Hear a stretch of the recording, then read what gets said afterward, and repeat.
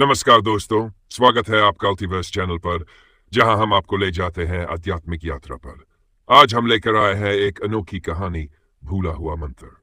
तो तैयार हो जाए इस रहस्यमयी सफर के लिए। एक समय की बात है, हमारे आधुनिक भारत के एक बड़े शहर में राघव नाम का एक व्यक्ति रहता था। राघव बुद्धिमान था, सफल था और उसके पास सब कुछ था। लेकिन उसके जीवन में एक खालीपन था, जिसे वह किसी भी चीज से भर नहीं पा रहा था। ऐसा लगता था मानो उसकी आत्मा कुछ ढूंढ रही हो, कोई मकसद, कोई गहरी सच्चाई। एक शाम, जब राघव अकेला शहर के पुराने हिस्से में टहल रहा था, तभी उसकी नजर एक बूढ़े आदमी पर पड़ी जो एक पीपल के पेड़ के नीचे बैठा था।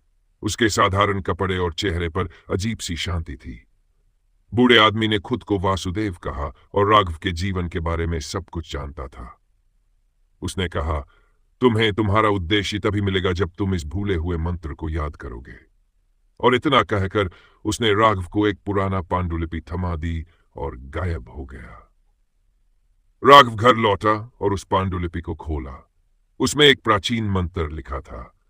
यह महामृत्युंजय मंत्र था, जो शिव को समर्पित है और माना जाता है कि यह जीवन और मृत्यु के रहस्यों को खोल सकता है। लेकिन इसके साथ कुछ निर्देश भी थे। राघव को इस मंत्र का जाप 108 बार हर दिन लगातार 21 दिनों तक करना था। बिना किसी देरी के निर्देशों का पालन किया। पहले कुछ दिनों में उसे कुछ खास महसूस नहीं हुआ, लेकिन धीरे धीरे उसे शांति का एहसास होने लगा। वह मंत्र के प्रत्येक शब्द में खुद को खोता जा रहा था।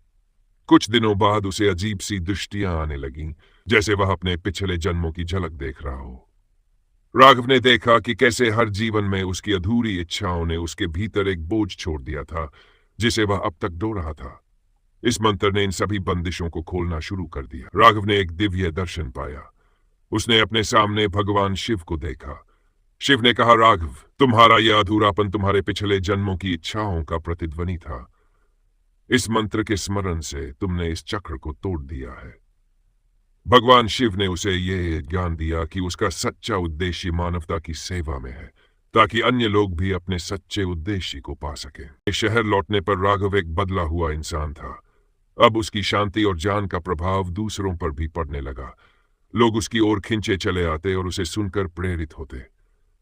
राघव ने वासुदेव की तरह कई लोगों को उनका रास्ता दिखाया और अपनी ये कहानी सभी को सुनाई। तो दोस्तों, ये थी कहानी राघव और भूले हुए मंत्र की, जो हमें सिखाती है कि सच्चा सुख और उद्देश्य हमारे भीतर ही छिपा है। अगर आपको ये कहानी पसंद आई तो इसे लाइक करना न भूले, अपने दोस्तों के साथ शेयर करें और हमारे चैनल शॉल्टीवर्स को सब्सक्राइब करें, ताकि ऐसी ही और कहानियां आप तक पहुंचती रहें। धन्यवाद।